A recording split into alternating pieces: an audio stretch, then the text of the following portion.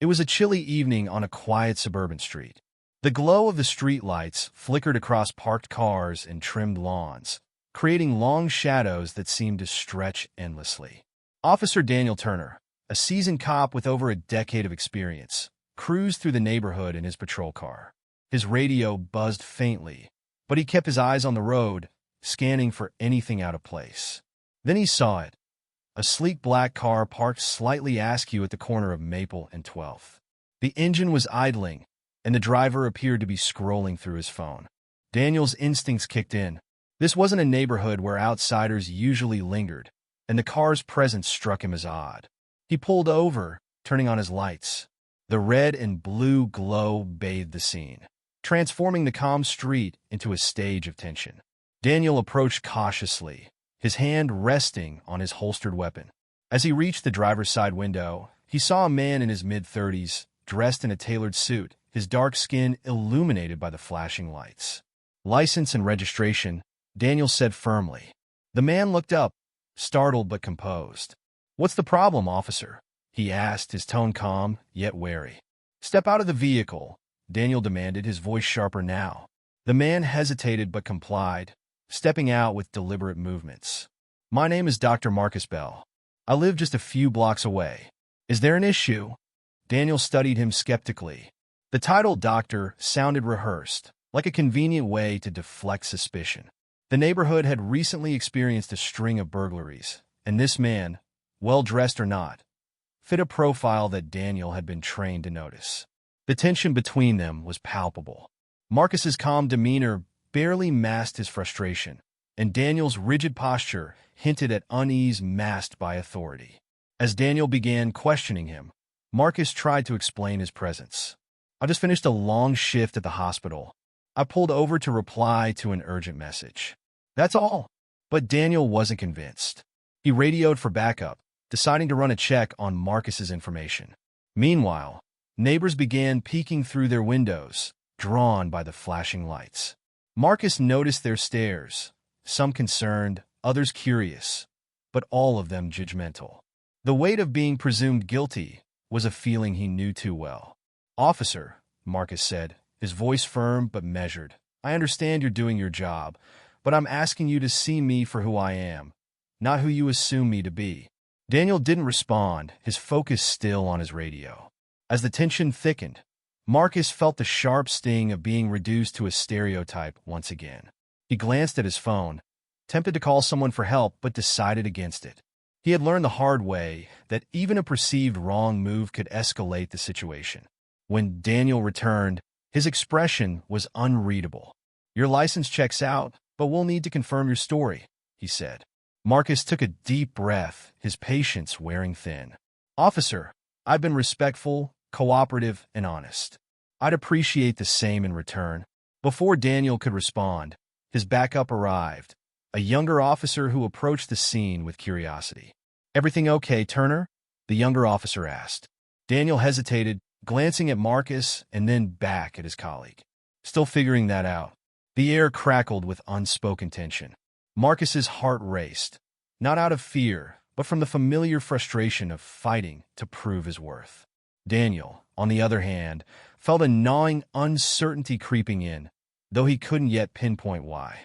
The scene teetered on the edge of escalation, both men standing firm in their roles.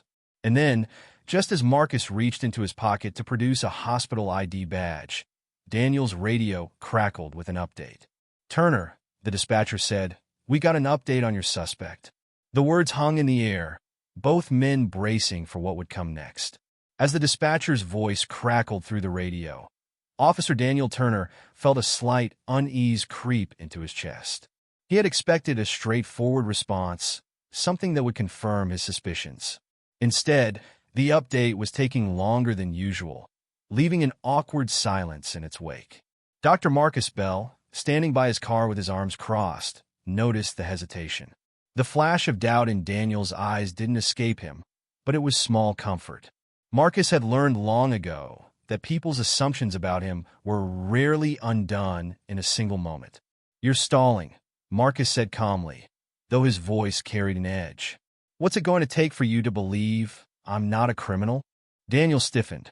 "Sir, I need you to stay where you are and let me do my job." Marcus's lips tightened. "Your job? Or your assumptions about men who look like me?" The words struck Daniel harder than he cared to admit. He was no stranger to confrontations, but something about this one unsettled him. Maybe it was the way Marcus held himself. Not with defiance, but with a kind of weary authority, as though this wasn't the first time he'd been in this position. For Marcus, the situation was painfully familiar. He thought of his years in medical school, where professors often mistook him for a lab assistant. He remembered patients who demanded second opinions simply because they couldn't fathom a black man as their surgeon. Now, here he was again, his identity questioned, his accomplishments invisible, reduced to a profile. Marcus's frustration began to bubble over. "Let me guess," he said, his tone sharper now. "Black guy in a nice car in the wrong neighborhood. That's all you needed to see, right?" Daniel didn't respond immediately. He felt the sting of the accusation, but he couldn't shake the nagging thought that Marcus might be right. The department's recent crackdown on local burglaries had put everyone on edge. At roll call that morning, their supervisor had emphasized being vigilant and proactive. Daniel had taken those words to heart. But now, faced with Marcus's calm defiance, he felt an unfamiliar tension, a clash between the protocols he'd followed for years and the doubt creeping into his mind. "Look," Daniel began, trying to justify his actions even as he questioned them. "It's not personal. I'm just following procedure." Marcus's laugh was bitter.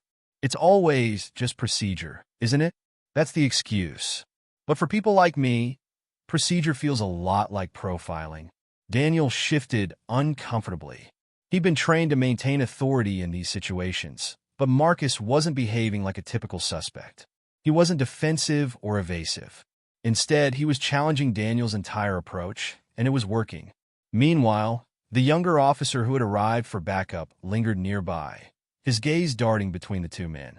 He could sense the tension, but wasn't sure how to intervene. As the minutes dragged on, Marcus's frustration turned inward. Why should he have to prove himself yet again? Why did his qualifications, his hard-earned success, mean nothing in moments like these? "I worked a double shift today," Marcus said, breaking the silence. His voice was quieter now, almost resigned. 12 hours in the ER, saving lives. And this, he gestured toward the patrol cars, the flashing lights. "This is what I come home to." Daniel looked at him, truly looked at him, for the first time. His gaze lingered on the fatigue etched into Marcus's face, the creases in his suit that suggested he'd been wearing it far longer than he should have. Still, Daniel's mind wrestled with what he'd been taught. He thought back to the academy, the lectures about situational awareness and trusting your gut. But had his gut betrayed him?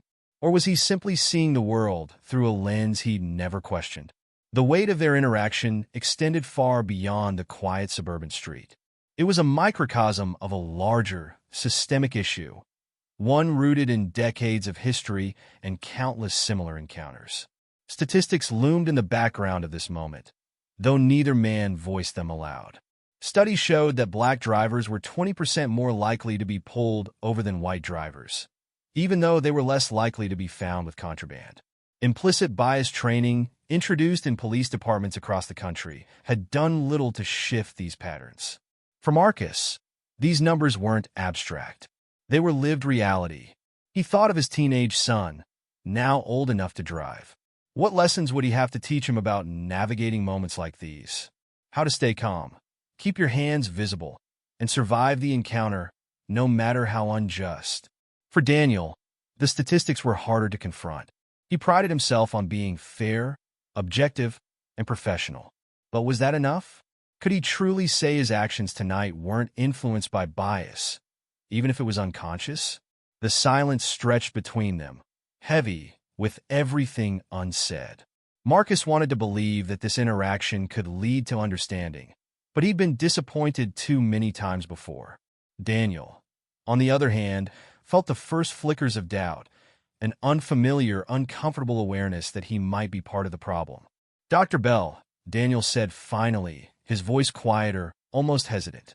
"If what you're saying is true, then I owe you an apology." Marcus raised an eyebrow, his expression unreadable. "If?" Before Daniel could respond, The radio crackled again, breaking the tension. This time, the dispatcher's voice was clear. Turner, the subject is a registered physician with no prior offenses. Verified at Memorial General Hospital. The words hung in the air, stark and undeniable. The dispatcher's confirmation hung in the air like a sudden gust of wind, displacing the tension but leaving behind an unsettling quiet. Daniel Turner's grip on his radio slackened, and for a brief moment, he didn't know what to say or do. Dr. Marcus Bell stood by his car, arms crossed, his face unreadable. He had heard the dispatch clearly, but he wasn't about to offer Daniel an easy exit from his discomfort. Dr. Bell, Daniel began, his voice faltering. He cleared his throat and tried again. It seems there's been some misunderstanding. Marcus tilted his head, his gaze steady but unrelenting. A misunderstanding? He echoed, his tone sharp. That's what you're calling this? The younger officer shifted uncomfortably, taking a half step back as the weight of the moment settled in. Daniel exhaled slowly, feeling the weight of his own actions bearing down on him. Sir, if I could just... Marcus cut him off, his voice firm but calm. No, Officer Turner. You've spent the last 20 minutes treating me like a suspect instead of a citizen. You ran my license. You doubted my words. And now, suddenly, it's a misunderstanding. Daniel felt a pang of defensiveness rise in his chest. He wasn't used to being challenged like this, especially not on duty. Look, he said, attempting to regain control of the situation. I was following protocol. This isn't personal. Marcus's laugh was low and humorless. Not personal? Tell me, officer, how often do you pull over middle-aged white men in tailored suits and accuse them of being criminals? The question struck a nerve. Daniel wanted to argue, to explain, but he realized there wasn't much he could say that wouldn't sound like an excuse. Instead, he reached for something concrete, something that might bring the conversation back to neutral ground. Your hospital ID, Daniel said. May I see it? Marcus hesitated for a moment, then reached into his wallet and produced the badge. The younger officer stepped closer to examine it, as if verifying the holographic seal might somehow make the situation less uncomfortable. Daniel took the badge and studied it. There it was, Dr. Marcus Bell, trauma surgeon, Memorial General Hospital. He glanced up at Marcus, whose expression was a mixture of exhaustion and defiance. You've been working at Memorial for how long? Daniel asked, his voice quieter now. Over 10 years, Marcus replied. And in that time, I've saved countless lives, many of whom probably looked more like you than me. Funny how that doesn't seem to matter tonight. For the first time, Daniel felt compelled to ask a question that wasn't rooted in suspicion. Why did you become a doctor? The question caught Marcus off guard. He blinked, then narrowed his eyes as if trying to discern whether Daniel was genuinely interested or just trying to deflect. After a moment, Marcus spoke. Because when I was 12 years old, I watched my father die of a heart attack in our living room. The paramedics didn't get there in time, and I promised myself that if I could save someone else's father, I would. His voice softened as he continued. I worked harder than anyone I knew to get here. Scholarships, sleepless nights, every exam and residency rotation. You don't get to where I am without fighting for it. And yet, here I am, standing on the side of the road, explaining myself to you. Daniel felt his stomach tighten. He'd spent his career believing he was fair and just, but now he saw how deeply his assumptions had shaped this encounter. He'd been trained to look for certain signs of criminal behavior, but how much of that training was rooted in bias? As Marcus spoke, Daniel's mind began to replay the night's events with new clarity. The subtle ways he had sized Marcus up, the car, the suit, the skin tone. None of it had been conscious. Or had it? The younger officer broke the silence. Turner, should we? Daniel held up a hand to silence him. He needed a moment to think. I'm sorry, Daniel said finally, looking directly at Marcus. I should have approached this differently. I made assumptions, and that's on me. Marcus studied him for a long moment. The apology wasn't perfect, but it was a start. Do you know why this keeps happening? Marcus asked, his voice measured but filled with a quiet intensity. Because too many people in your position don't stop to question their assumptions. You see someone like me and think, threat. I see those same lights in my rearview mirror and think, Danger. Daniel swallowed hard. He wanted to defend himself, to point out that not every officer was like that, but he knew it wasn't the time. I didn't choose this neighborhood by accident, Marcus continued. I moved here because I thought it would be safe for my family, my wife, and I wanted our son to grow up without having to look over his shoulder. But no matter how far we climb, there's always someone who wants to knock us down. The words stung, not because they were unfair, but because they were true. Daniel thought of his own family, his wife, and 2 young daughters. What would he do if they were treated this way? I'm listening, Daniel said quietly. Marcus nodded, sensing the sincerity. Good? Because this isn't just about me. It's about every black man who gets stopped for driving a nice car or walking in the wrong neighborhood. It's about the systems that teach people like you to see people like me as a threat before you see us as human. The younger officer shifted again, visibly uncomfortable. Daniel glanced at him, then back at Marcus. I hear you, he said, and I need to do better. The tension in the air began to dissipate, replaced by something quieter but no less powerful. Understanding. Marcus took his ID badge back and slid it into his wallet. For what it's worth, he said, I don't think you're a bad person, Officer Turner. But good intentions aren't enough. Actions are what matter. Daniel nodded, the words sinking in. He extended a hand. I'm sorry for how I treated you tonight. Marcus hesitated, then shook his hand briefly. Apology accepted, he said, but don't let it end here. As Daniel stepped back, he felt a strange mix of emotions. Guilt, relief, and the faintest glimmer of hope. He wasn't sure what his next steps would be, but he knew one thing for certain. This night would stay with him.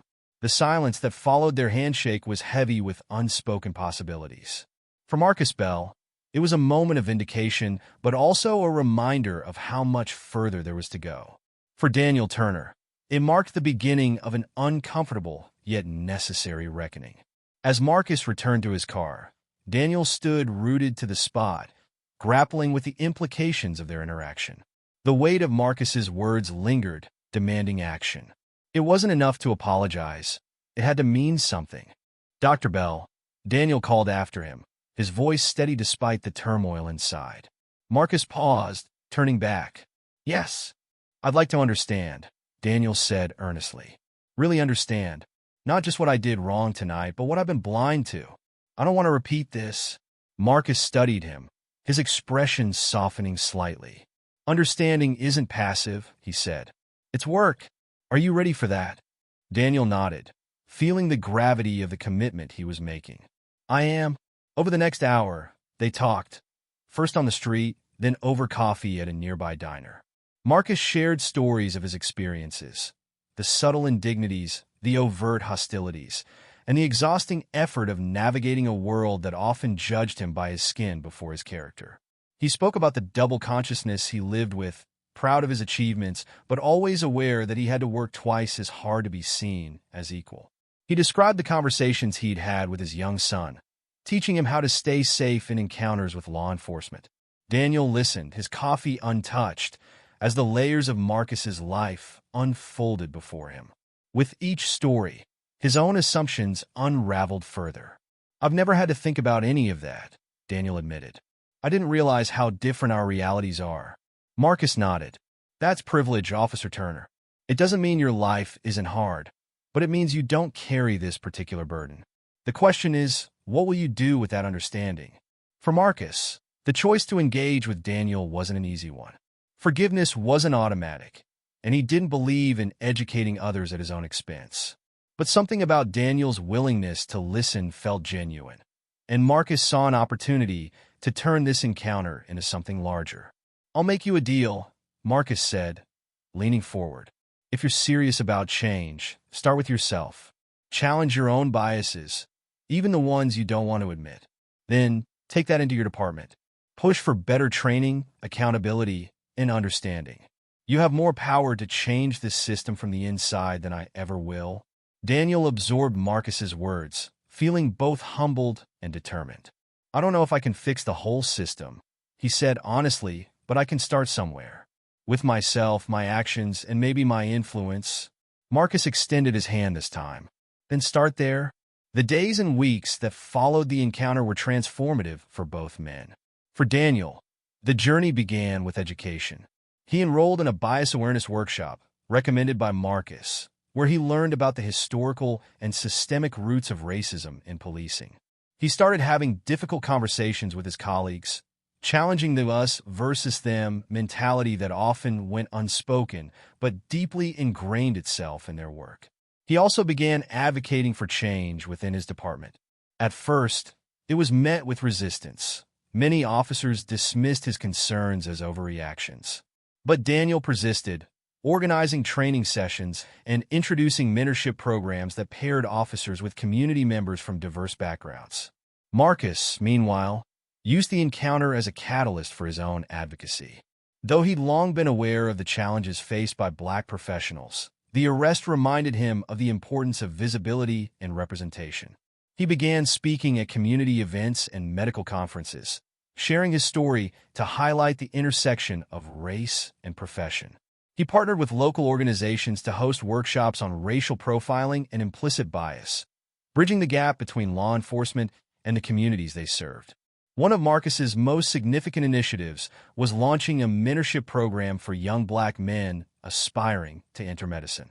He wanted to ensure that the next generation wouldn't have to face the same challenges he had.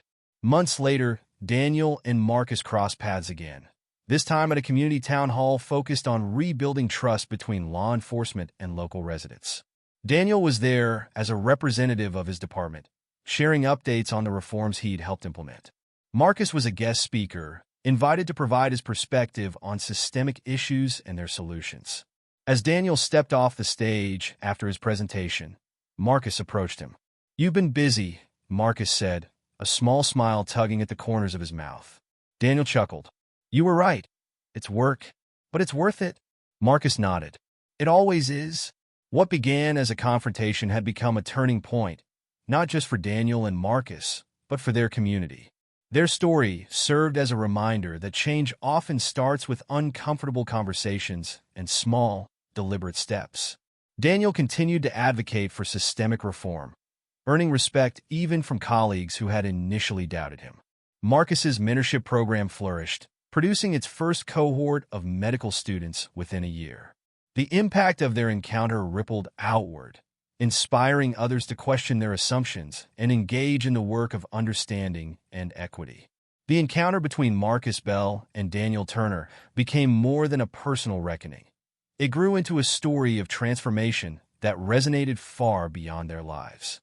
For Daniel, the days following the incident marked the start of a journey that fundamentally reshaped his understanding of race, privilege, and the role of law enforcement.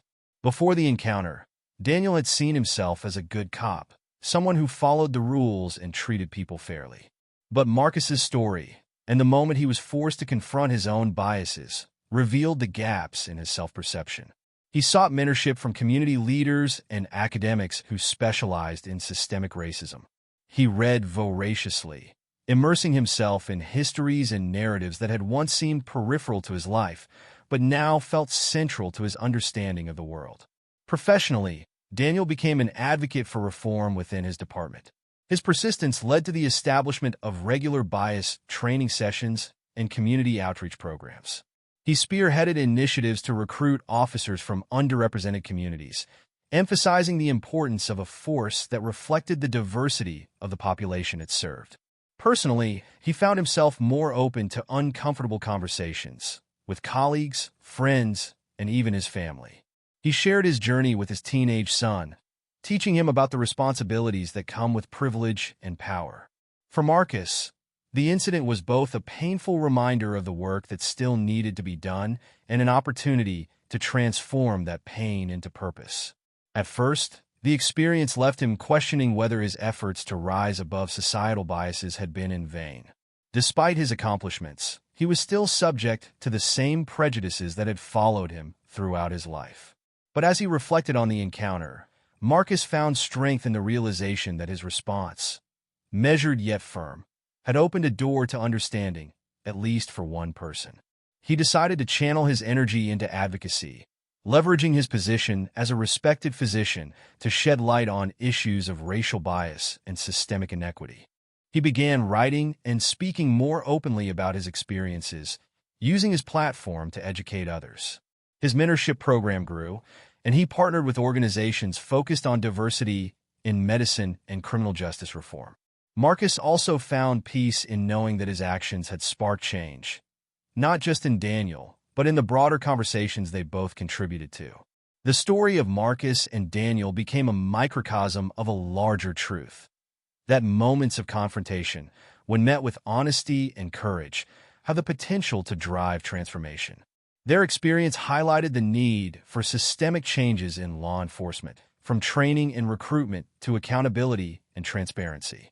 It underscored the importance of education, both for those in positions of power and for communities affected by inequities.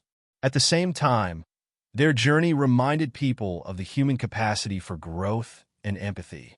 The officer who once saw Marcus through a lens of suspicion became an ally, while the doctor who had every reason to turn away chose instead to engage. This story sparked local and national conversations about bias, forgiveness, and the possibility of change.